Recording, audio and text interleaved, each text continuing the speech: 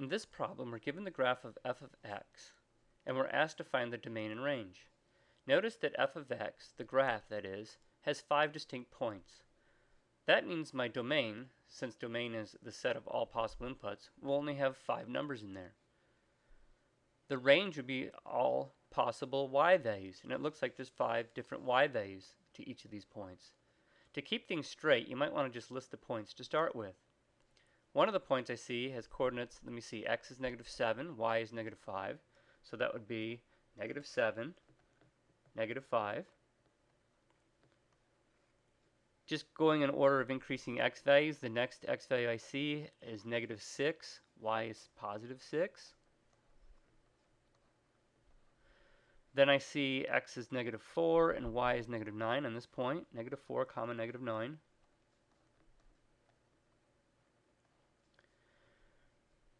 The next point I see is -2, 9. The last point I see is way over here with an x value of 10 and a y value of -8. So 10, -8.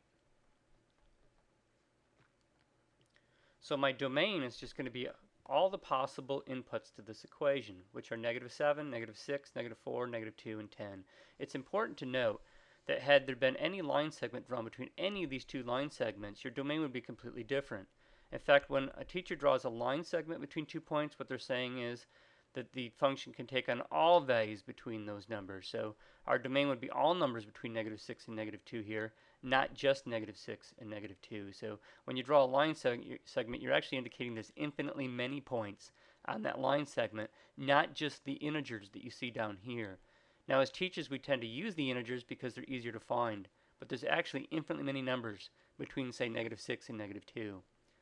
So anyway, my domain down here, when I go to write my answer, is just going to be a set of numbers. And in mathematics, we use set notation to indicate a list of numbers. So I'm going to use what's called a brace or a curly bracket. You have to use your shift key on your keyboard. So it looks like this when you find it. It's just above, it's the shift function of a regular left bracket. So now I'm just going to systematically list in ascending order my possible inputs. -7, -6. Notice I'm putting spaces between, otherwise it would be just one big large number. -4. My next input was -2, and then finally 10. When you get done listing them, you need to close off your set notation with a right curly bracket, or I like to call them braces. So I've listed in ascending order from largest to from smallest to largest, all possible inputs.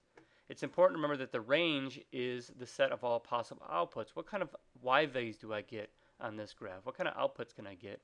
And we like to put these in ascending order as well, starting with the smallest in value, working on to our largest. So it looks like my smallest y value is -9. Don't forget to use your brace. -9. What's my next largest? -8.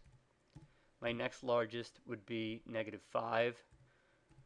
Moving along, we have two more, 6 and 9. Obviously 6 is smaller than 9. And then when you're done, don't forget to cap off your braces or your curly brackets with a right one now. That should do it for it.